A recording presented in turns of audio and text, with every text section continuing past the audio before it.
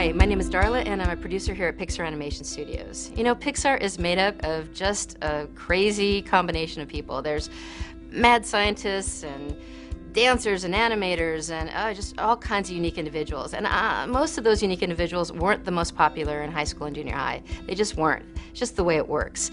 Thank goodness we hung around and found each other and created this familial tribe of people that's created this unprecedented team that makes movie magic.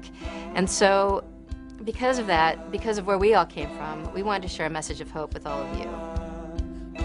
I knew at a young age that I was very different. I started out as sort of a tomboy, and I liked to play with the boys, and I liked to play with boy things. I walked wrong, I talked wrong, I wasn't interested in the right things. I love show tunes. I brought my sister's doll to show and tell.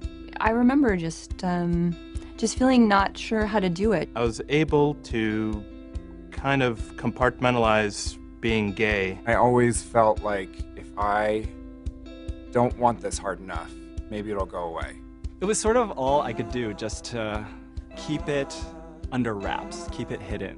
One day I was at the dinner table and I was kind of just joking and I made this gesture and my brother said, dude, that's really gay. And I was like, no, it's not. And then my parents were like, yeah, it's kind of gay. I really was faced with this idea that I was really going to be in trouble. So I felt like if I was a lesbian, my father wouldn't love me anymore. So I had a choice to make.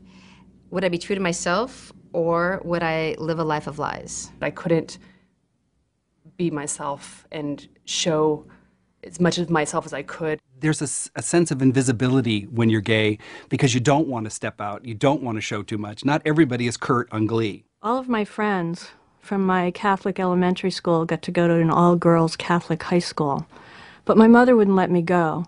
She wanted me to go to a public school so that I'd be around boys. The name of the game, I guess, was to fit in. So I acted tough and I put on a show. Every time I would go on the field or on the court, I always felt ostracized from the rest of the team.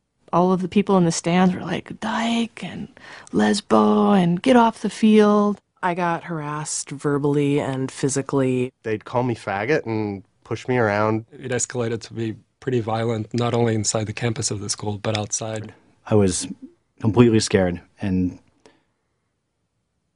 confused. I thought that being gay meant being alone and being isolated and constantly living in fear.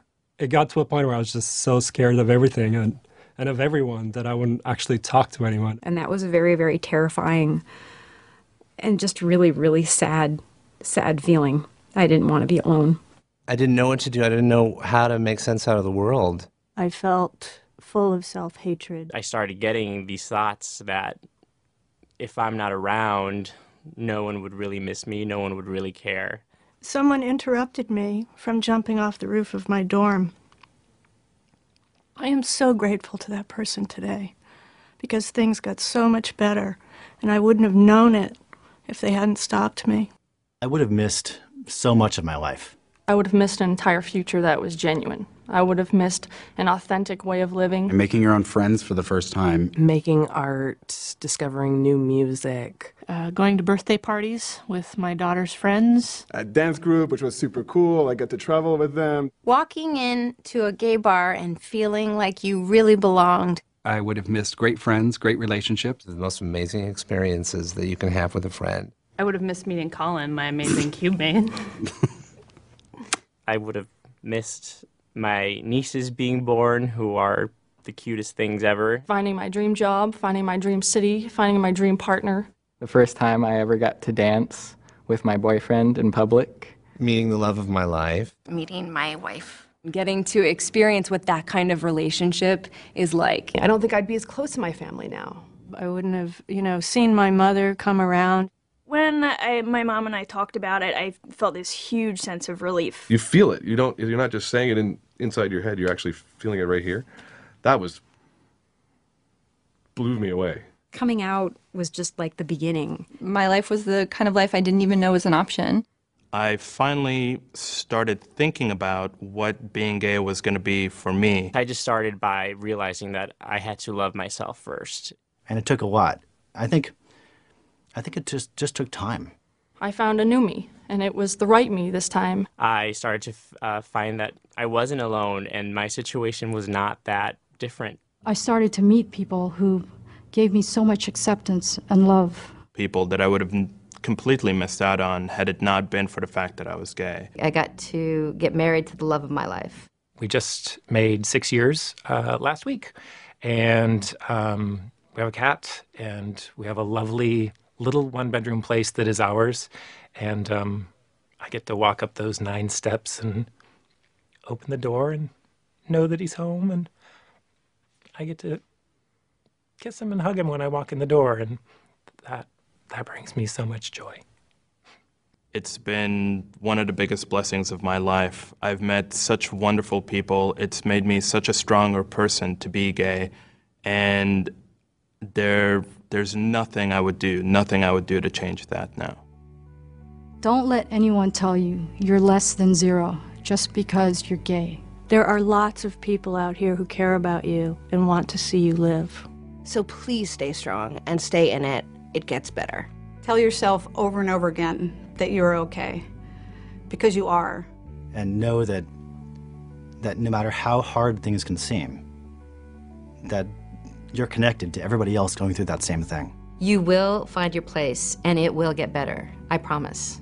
I can definitely tell you, and I didn't believe it, I didn't think it would ever get better, but it really, really does get better. Focus on the future. Don't focus on the problems that you're going through right now. Focus on the greatness of your life that's going to become.